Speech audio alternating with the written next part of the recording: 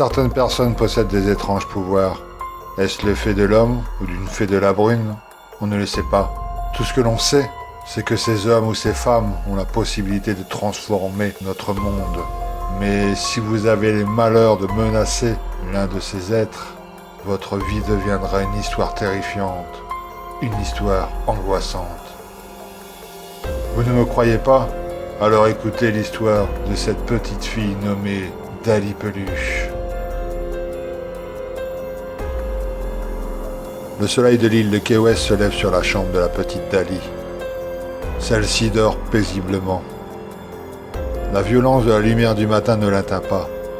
Dali est couverte par une centaine de peluches qui la protègent jour et nuit. Il n'y a que le doux baiser de sa mère qui peut la délivrer des bras de Morphée.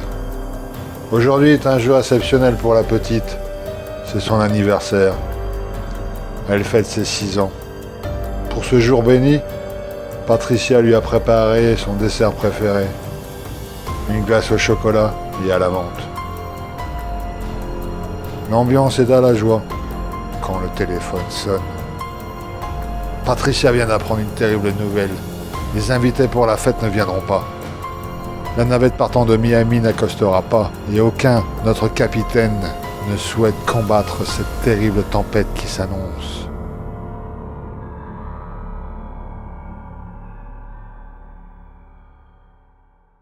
En apprenant cette affreuse nouvelle, la petite Dali verse une petite larme de tristesse.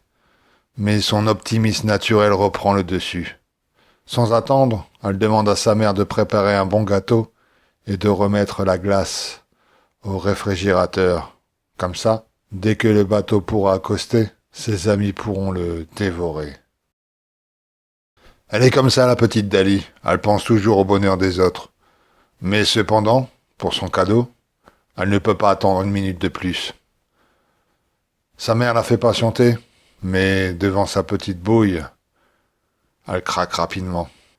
Elle court à la grande armoire du salon et lui apporte un énorme cadeau emballé de papier rose.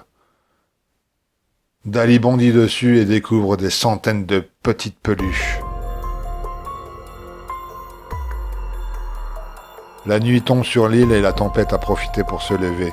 La véracité de celle-ci commence par déraciner les arbres puis les habitations.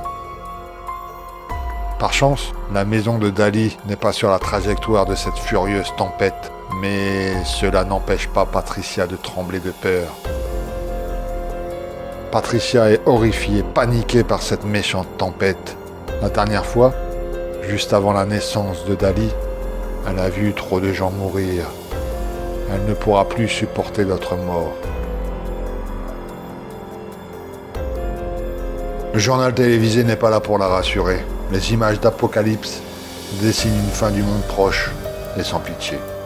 Et pour couronner le tout, le commissariat de police et la caverne des pompiers n'ont pas survécu à ce mal venu de l'océan. Le gouverneur de l'État de Floride s'inquiète pour ses habitants pendant et après le massacre naturel. La dernière fois, a-t-il rappelé lors de la conférence de presse, l'après a été plus meurtrier que le pendant. Des centaines d'individus peu scrupuleux ont profité du désordre régnant pour piller, voler et violer. 4 heures de peur et d'angoisse plus tard, le calme est revenu. La tempête se meurt, mais derrière elle, le chaos. Patricia agrippe la poignée de la porte et tire sèchement. Il est temps de sortir et de voir si le monde est encore debout, se dit-elle. Mais la porte ne s'ouvre pas. Patricia essaie de nouveau, et de toutes ses forces, mais rien ne se passe. Elle se rend compte que la maison est ensevelie sous une tonne de gravats. Patricia sent monter une panique déjà grosse. Le téléphone ne fonctionne plus, les pompiers et les policiers sont tous décédés, et aucun bateau ne viendra pendant plusieurs jours. Patricia a peur.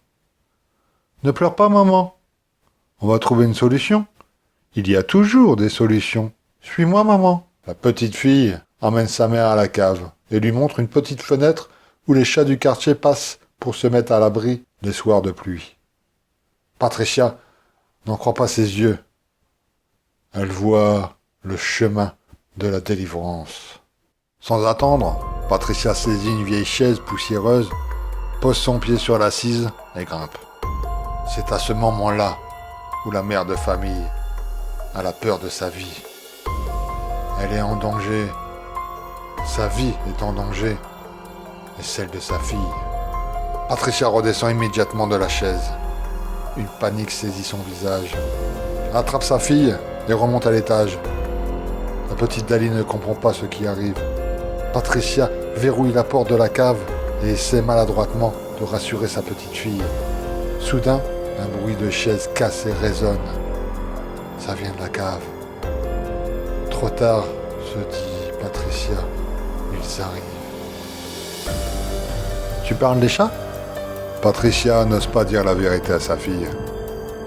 Elle n'ose pas lui dire que des méchants messieurs en cagoule sont venus leur faire du mal. Des bruits de pas menaçants se font entendre. Ils grimpent les escaliers. Patricia est tétanisée, son corps est figé par la peur. La mère de famille imagine le pire. Elle ne veut pas qu'on fasse du mal à sa fille. Ne t'inquiète pas, maman. Personne nous fera de mal. Les peluches nous protégeront. Patricia laisse échapper un sourire. Oui, Dali, oui. Allons dans ta chambre. Patricia et la petite grimpent au premier. Maman cache la petite dans l'armoire de sa chambre et court dans la chambre parentale récupérer le revolver de son mari. Mais avant qu'elle n'arrive, une lourde main armée d'une matraque s'abat sur sa nuque. Quelques minutes plus tard, Patricia se réveille avec un lourd mal de crâne. Elle est sur le sol au milieu du couloir. À côté d'elle, un homme en cagoule est étendu. Il y a du sang sur sa cagoule. L'homme semble mort. À côté de lui, un lapin en peluche. Malgré la douleur à la tête, Patricia se relève. Elle doit retrouver sa fille. Elle fouille la chambre de la petite. Personne. Toutefois, elle remarque une chose étrange. Habituellement, il y a des centaines de peluches sur le lit de sa fille. Mais là, le lit est vide. Patricia vérifie les autres pièces du premier étage sans aucun résultat. Elle descend le long couloir en bois et découvre des gouttes de sang.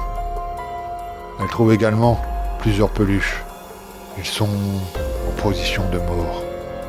Arrivée en bas des marches, elle découvre un autre cadavre, un homme en cagoule. Autour de lui, une dizaine de peluches. Patricia a l'impression qu'elles sont vivantes. C'est sûrement le coup à la tête qui lui joue des tours étranges. Soudain, Patricia entend le son de la télévision. Quelqu'un vient de l'allumer. Patricia traverse la salle à manger et découvre un troisième cadavre. C'est le dernier des hommes en cagoule. Autour de lui, il y a des peluches mortes. Patricia enjambe l'homme et les peluches et saute au salon. Elle découvre la petite Dali, entourée de toutes ces peluches en train de regarder la télévision. Patricia n'en croit pas ses yeux. Les peluches sont vivantes. La petite Dali et les peluches tournent la tête en sa direction. Je te l'avais dit, maman. Il n'y a rien à craindre. Les peluches nous protègent.